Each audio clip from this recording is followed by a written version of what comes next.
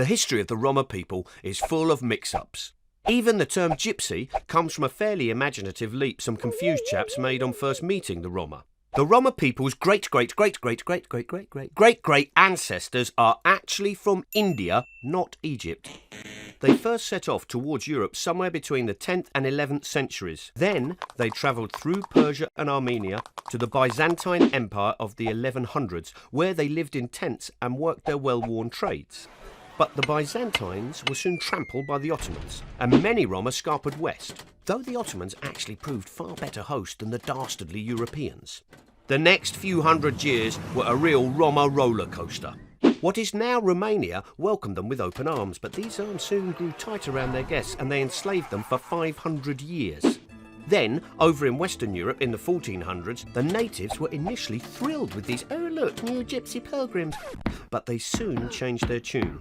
By the 1700s, enlightened Spain thanked the Roma guests for giving them flamenco by rounding them all up into forced labour camps. Muchas gracias. But it wasn't all doom and gloom. They became fully fledged subjects in the unusually groovy Russian Empire, and over in Ottoman Turkey, their metal skills made them pretty handy in the navy. It was around the time America abolished slavery that Romania got its act together and freed their Roma slaves too. Reluctant to stick around, the Roma journeyed on, reaching the Americas, South Africa and Australia. When World War I showed its ugly head, the Roma's skills in horsemanship came in very handy in what turned out to be the last truly horsey war.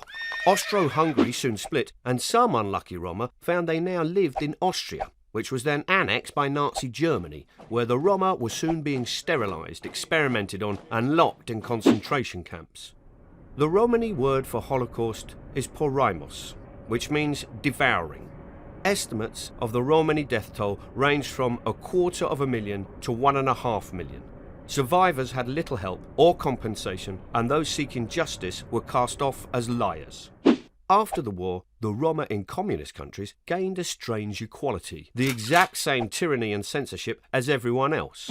Then the Roma got organised, establishing the International Romani Union and working today on health, employment and education. They've come a long way from persecution and slavery to be politicians and freedom fighters. But will our Roma heroes conquer prejudice and win their freedom worldwide?